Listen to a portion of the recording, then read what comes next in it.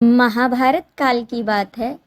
एक बार धर्मराज युधिष्ठिर ने भगवान श्री कृष्ण से कहा, हे त्रिलोकीनाथ, मैंने ज्येष्ठ माह के शुक्ल पक्ष की निर्जला एकादशी की कथा सुनी है। अब आप कृपा करके आषाढ़ मास के कृष्ण पक्ष की एकादशी की कथा सुनाइए। इस एकादशी का नाम तथा महात्म्य क्या है, सो अब मुझे विस्तार पूर्वक बताएं। श्री कृष्ण ने कहा, हे पांडुपुत्र, आषाढ़ माह के कृष्ण पक्ष की एकादशी का नाम योगिनी एकादशी है। इसके व्रत से सभी पाप नष्ट हो जाते हैं।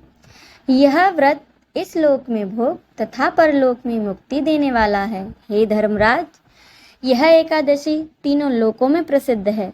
इसके व्रत से सभी पाप नष्ट हो जाते हैं। तुम्हें मैं पुराण में कही हुई कथा सुनाता हूँ, ध्यान पूर्वक सुनो।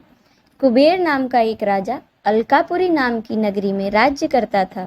वह शिव भक्त था। उनका हेममाली नामक एक यक्ष सेवक था जो पूजा के लिए फूल लाया करता था। हेममाली की विशालाक्षी नाम की अति सुंदर स्त्री थी। एक दिन वह मानसरोवर से पुष्प लेकर आया, किंतु कामासक्त होने के कारण पुष्पों को रखकर वह अपनी स्त्री के साथ रमण करने लगा। इस भोग विलास में दोपहर हो गई। हेममाली की राह देखते देखते जब राजा कुबेर को दोपहर हो गई तो उसने क्रोध पूर्वक अपने सेवकों को आज्ञा दी कि तुम लोग जाकर पता लगाओ कि हेममाली अभी तक पुष्प लेकर क्यों नहीं आया।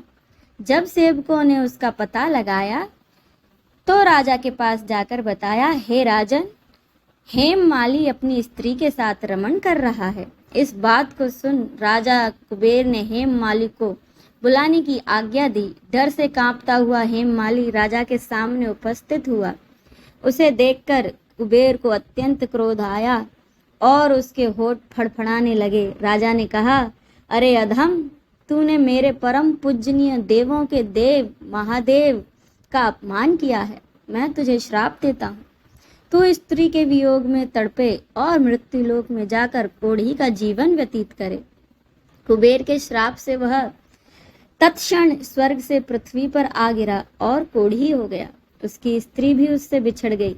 मृत्युलोक में आकर उसने अनेक भयंकर कष्ट भोगे, किंतु शिव की कृपा से उसकी बुद्धि मलिन न हुई और उसे पूर्व जन्म की सुध भी रही।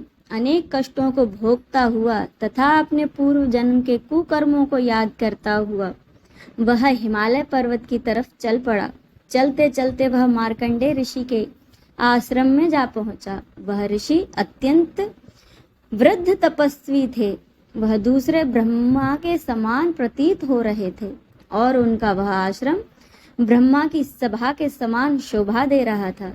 ऋषि को देखकर हेममाली वहां गया और उन्हें प्रणाम करके उनके चरणों में गिर पड़ा। हेममाली को देखकर मार्कंडेय ऋषि ने कहा, तूने कौन कौन से निकृष्ट कर्म किए हैं जिससे तू कोढ़ी हुआ और भयानक कष्ट भोग रहा है। महर्षि की बात सुनकर हेममाली बोला, हे मुनि श्रेष्ठ, मैं राजा कुबेर का अनुचर था।